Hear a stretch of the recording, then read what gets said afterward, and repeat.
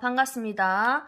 자, 오늘은 지방자치제도에 대해서 배워보도록 하겠습니다. 자, 교과서는 194쪽입니다. 자, 여러분 초등학교 때 지방자치 배웠죠? 자, 다시 한번 보도록 합시다. 자, 여러분 194쪽 교과서를 한번 펴볼까요? 자, 교과서에 보면 아주 재미난 그림이 있습니다. 뭐 재미없어도 어쩔 수 없습니다. 자, 봅시다. 자, 우리 지역에는 어떤 문제가 일어나고 있을까요? 자, 가하 지역에서는 어떤 문제입니까? 하천에 악취가 흐르네요. 그리고 쓰레기도 있고. 자, 나하 지역은 지금 무슨 문제입니까? 지금 주차장이 부족하네요. 맞죠? 주차장 부족.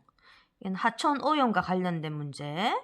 자, 그 다음에 다는 지금 무슨 문제입니까? 아이들이 놀이터에서 놀아야 되는데 지금 놀이터가 너무 지금 아이고 이 끈을질락하고 난리 났네요. 그래서 놀이터 시설 시설 위험과 관련된 이런 문제네요. 자, 라 지역은 뭡니까? 얘가 지금 학교가 여기 있는데 지금 한참 가야 되네요. 이거는 통학이나 혹은 대중교통과 관련된 문제네요. 맞죠? 자, 그럼 봅시다. 자, 그러면 나타난 문제 그림에 찾아 써봅시다. 대충 적으면 됩니다. 자, 그러면 봅시다. 자, 각 지역의 문제는 누가 가장 잘 파악할 수 있을까요? 그 지역의 문제는 그 지역 사람들이 제일 알겠죠? 그 지역 사람들이 겪는 불편함, 그다음 요구사항 있는 게 있겠죠? 예를 들면 김해 같은 경우는 대중교통이 부산에 비해서 좀 많이 부족하죠? 이런 문제라든지 옛날에 해반천이 엄청 많이 안 좋았는데 요즘 해반천 많이 깨끗해졌죠? 이런 문제라든지 그 다음에 김해 같은 경우는 공장이 굉장히 많습니다. 그래서 우리가 이런 걸 김해 난개발이랍니다. 그 다음에 김해 같은 경우는 김해 공항과 가까이 있다 보니까 비행기 소음 문제 이거는 누가 제일 잘 알 수 있죠? 이거는 김해 시민만이 잘 알 수 있는 겁니다. 자, 그러면 그 문제는 누가 해결해야 될까요? 저 서울에 사는 국회의원들이 해결할까요? 대통령이 해결할까요? 아니죠. 그 지역 문제는 그 지역 주민들이 해결해야 됩니다. 그래서 나온 것이 바로 뭐냐면 지방자치제도라는 것이 나왔습니다. 1993년인가 이게 나왔죠. 그래서 우리나라 지방자치 실시한 거는 사실 역사가 좀 짧습니다. 자, 그래서 자, 봅시다. 자, 우리 학급의 일을 우리 스스로 결정하는 걸 우리가 학급 자치라는 말을 씁니다. 자치. 내가 스스로 다스린다. 그 다음 지역의 일을 해당 지역 주민 스스로 결정하는 걸 뭐랍니까? 이거를 주민자치라는 표현을 씁니다. 그래서 주민자치를 하기 위해서 사실은 뭐가 만들어졌냐면 지방자치제도라는 것이 만들어졌습니다. 그 지역 문제는 그 지역 주민이 스스로 해결하는 거. 자, 그러면 지방자치제도란 무엇인가? 자, 한번 읽어보도록 하겠습니다. 자, 의미. 자, 지역 주민과 그들이 뽑은 지역 대표들이 지역의 일을 스스로 결정하고 처리하도록 하는 제도를 우리가 지방자치제도입니다. 굉장히 아름다운 제도입니다. 자, 그래서 지역마다 이걸 왜 만들었는가? 지역마다 실정이 다르고, 그렇죠? 무슨 문제가 있는지 잘 모르죠? 그다음 해결해야 할 문제가 달라. 저 서울에 있는 중앙정부가 각 지역에 있는 모든 여러 가지 문제나 사정을 반영하여 국가를 운영하기 어렵기 때문에 그 지역 문제는 누가 해결해라? 너가 해결해라. 이게 지방자치제도입니다. 즉 다시 말하면 그 지역 사람들의 시민의 의견을 좀 더 적극적으로 반영하기 위한 겁니다. 우리 전에 간접민주정치 했죠. 간접민주정치의 그 단점이 뭐냐면 시민들의 의견이 제대로 반영 안 되죠. 그래서 사실은 이것을 보완하기 위해서 만든 게 지방자치제도입니다. 자, 그럼 봅시다. 자, 의의와 특징. 자, 지역 주민이 정치에 참여할 기회를 확대한다. 네, 맞죠? 공청회나 이런 거 많이 하죠. 그 다음에 지역 주민의 내가 정치에 지역 문제에 참여하니까 당연히 주인의식과 책임감이 높아지겠죠. 그 다음에 그 지역 실정에 맞는 효율적인 정책을 결정하고 집행할 수 있습니다. 그 지역에 맞는 거. 그래서 우리가 이렇게 하기 때문에 지방자치에 붙는 별명이 두 가지가 있습니다. 민주주의 학교는 뭐 하는 곳입니까? 배우는 곳이죠. 즉 민주주의를 배울 수 있는 곳이다. 지방자치. 그 다음에 자발적 참여를 통해서 민주주의 실현한 데서 우리가 이거를 풀뿌리 민주주의랍니다. 그래서 이거 중요합니다. 지방자치의 별명이 두 개가 있습니다. 민주주의 학교고 풀뿌리 민주주의다. 다시 말하면 지방자치제도가 굉장히 중요하구나. 자, 됐죠? 자, 3번 봅니다. 자, 3번에 보면 우리나라의 지방자치단체가 나오죠? 자, 그러면 지방자치단체는 보통 두 개로 나눕니다. 뭔가를 결정하는 거, 이걸 의결기관이라 하고, 여기서 결정된 것을 집행하는 걸 집행기관이랍니다. 마치 이거는 중앙에 있는 국회의원이 하는 일이고, 그 다음에 집행은 마치 대통령 행정부가 하는 일인데, 이것을 그 지방에서 한 데서 지방의회, 그 다음에 지방자치단체장 이렇게 붙는 겁니다. 즉 지방자치단체장은 오늘날로 크게 보면 대통령이 하는 일이고 지방의회는 국회의원이 하는 일입니다. 자, 됐습니까? 자, 그러면 그럼 우리가 한번 찾아봅시다. 자, 여기 보면 광역자치단체가 있고 기초자치단체가 있습니다. 광역은 여러분 큰 지역을 묶은 겁니다. 예를 들면 김해는 어디 안에 포함됩니까? 우리 경상남도 안에 포함됩니다. 그럼 경상남도는 넓은 역이고 그 경상남도 안에 김해시도 있고 통영시도 있고 많죠. 거제시. 이건 우리가 기초자치단체라는 표현을 씁니다. 그러면 광역은 특별시, 그 다음에 이런 거는 전부 다 광역입니다. 자, 그 다음에 김해시는 기초인데, 예를 들어 봅시다. 부산광역시. 부산광역시는 안에 구가 있습니다. 40몇 개인가? 구가 있습니다. 영도구, 해운대구, 이렇게 구가 있습니다. 이 구와 위치가 비슷한 게 우리는 김해시입니다. 김해시하고 그 다음에 해운대구하고 거의 격이 같다라고 보면 됩니다. 자, 그러면 이걸 한번 찾아볼까요? 자, 광역자치단체에서 의결기관, 즉 광역의회를 찾고 집행기관, 광역자치단체장을 찾으면 됩니다. 그럼 일단 봅시다. 자, 용산구, 서울의 용산구 작죠? 강릉시, 이거는 강원도 안에 있습니다. 여기 있네요. 전라북도지사. 그럼 이건 어디에 해당될까요? 광역에 해당되네요. 그러면 단체장이니까 전라북도도지사. 자, 그 다음에 서울특별시의회는 이게 광역의 의회죠. 그러면 서울특별시의회. 자, 적고 있습니까? 의회. 자, 그 다음에 부산광역시의회. 여기도 마찬가지입니다. 부산광역시의회. 경상남도지사. 자, 경상남도도지사. 자, 그 다음에 서울특별시장. 서울특별시장. 그 다음에 부산광역시장.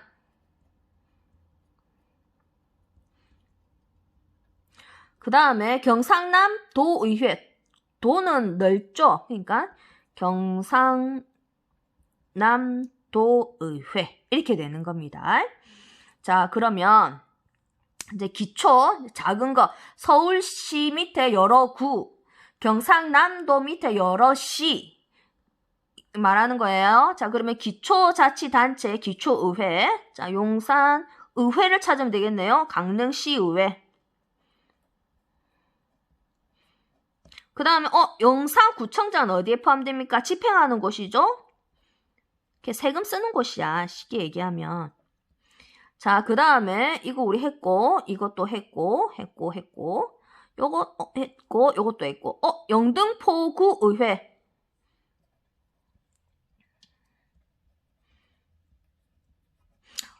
구는 군수입니다. 그럼 양양군수. 그 다음에 해운대구청장.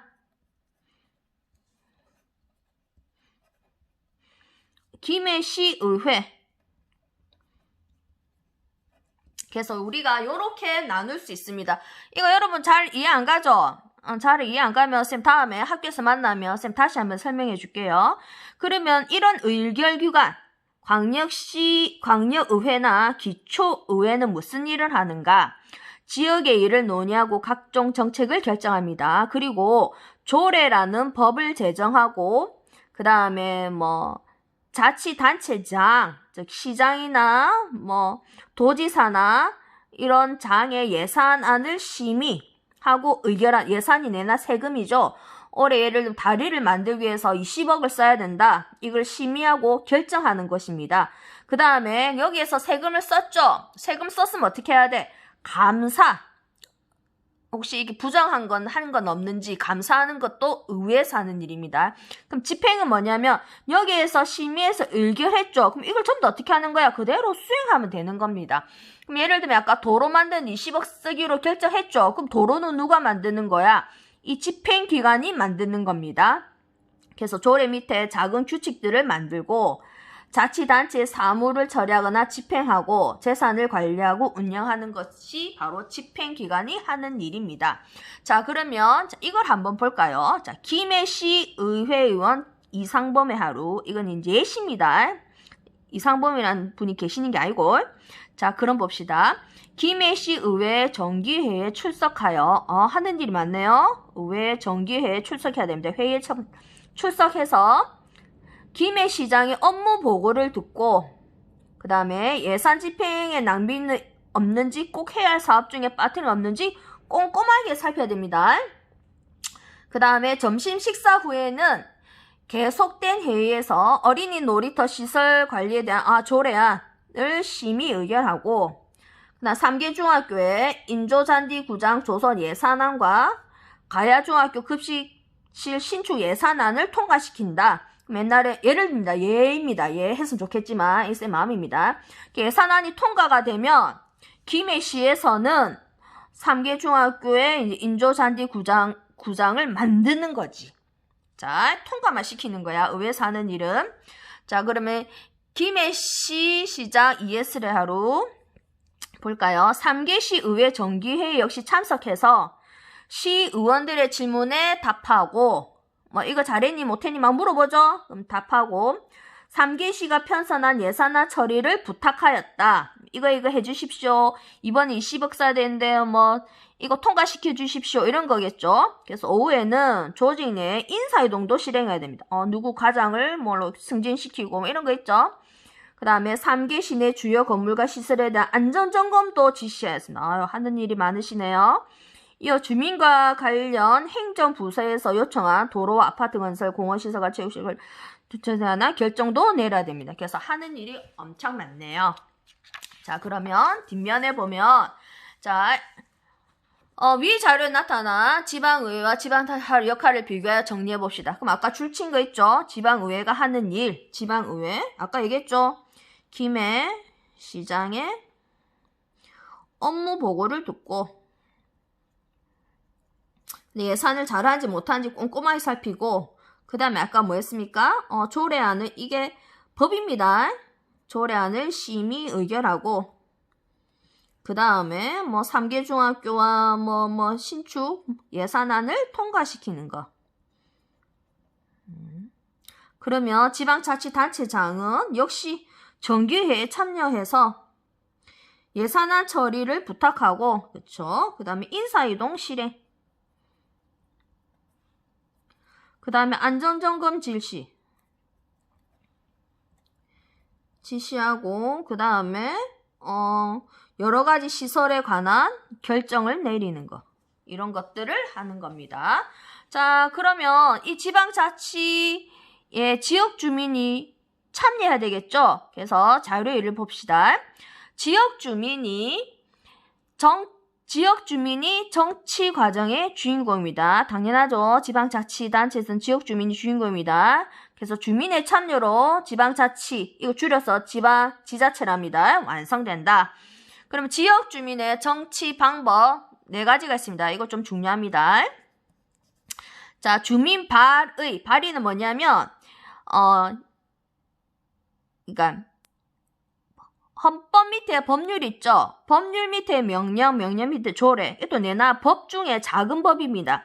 이 법을 주민이 지역에 필요한 조례안을 작성해서 지방의회에 제출할 수 있습니다. 이러한 법 좀 만들어주세요.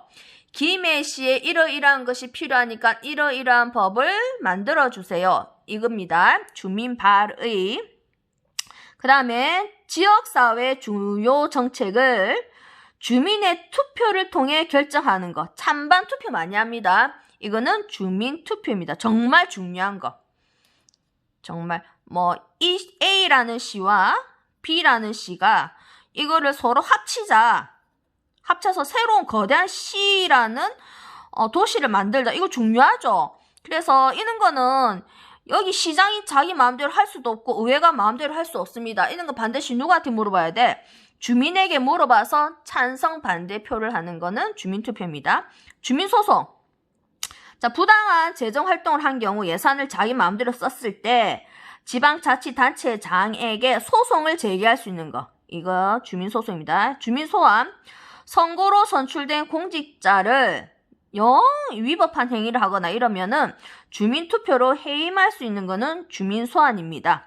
그래서 요 4가지 꼭 기억해 두도록 합니다. 자, 그러면 지금 활동에 보면 가나 다라가 있습니다. 자, 여러분이 읽어보고 가라에 해당하는 주민 참여 방법, 우리 아까 앞에서 4개 있죠? 거기에 어디에 포함되는지 적어보는 겁니다. 자, 여러분이 할 시간을 쌤 좀 주도록 할게요. 자, 영상을 정지를 시키고 여러분이 스스로 한번 읽어봅니다. 자, 다 했으면 영상을 다시 플레이 하세요. 자, 그러면 높은 대학 등록금으로 인해 많은 지역 주민들이 빚을 지고 고통스러워하자. 등록금 우리나라 높죠? 그래서 10개의 정당과 시민단체는 땡땡시 의회에 대학 학자금, 대출이자, 그러니까 등록금이 비싸면 대학생들이 은행에서 돈을 빌리는 걸 학자금 대출합니다. 돈을 빌리면 이자를 내죠. 이겁니다. 말이 어렵긴 한데 대학 학자금 대출 이자를 지원하는 법을 만들어 달라고 청원했다. 이 말입니다. 즉 내가 은행에 돈을 빌렸는데 등록금이 부족해서 빌렸는데 돈을 빌리면 이자를 내야 되는데 학생의 입장에서 이 이자가 부담스럽죠. 그래서 이 이자를 그 시에서 좀 반반씩 부담해 달라. 이러는 겁니다. 아주 좋은 제도죠. 그래서 이와 함께 주민들의 적극적인 참여로 이 조례가 청원에 필요한 서명수를 훨씬 넘어서 25,000여 명의 주민이 서명에 동참하여 땡땡시는 1년 이상 거주한 대학생 2,400명에게 학자금 대출이자 1억 5천만 원을 지원한다는 조례가 제정되었다.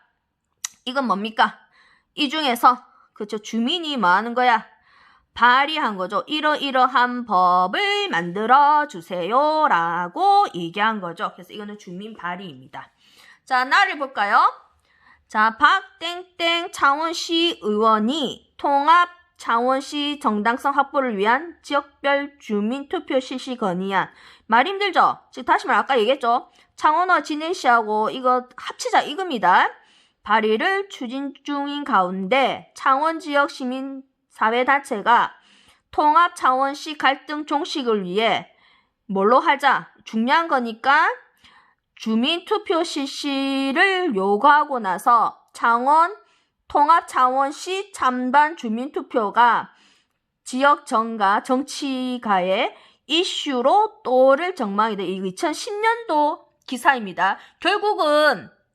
결론은 주민투표를 실시해서 찬성이 많이 나와서 진해시나 여러 시들이 전부 창원으로 통합이 되었죠. 이걸 말하는 거야. 그럼 이거는 뭐와 관련된 겁니까? 주민투표입니다. 이때 한번 크게 이슈가 됐습니다.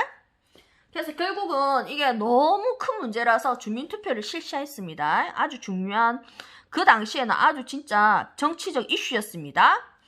자, 그게 벌써 10년 전이네요. 자, 다를 볼까요? 이건 선생님 예를 든 겁니다. 자, 예로 삼계시는 가야동 일대에 생명과학단지 조성을 추진해왔다.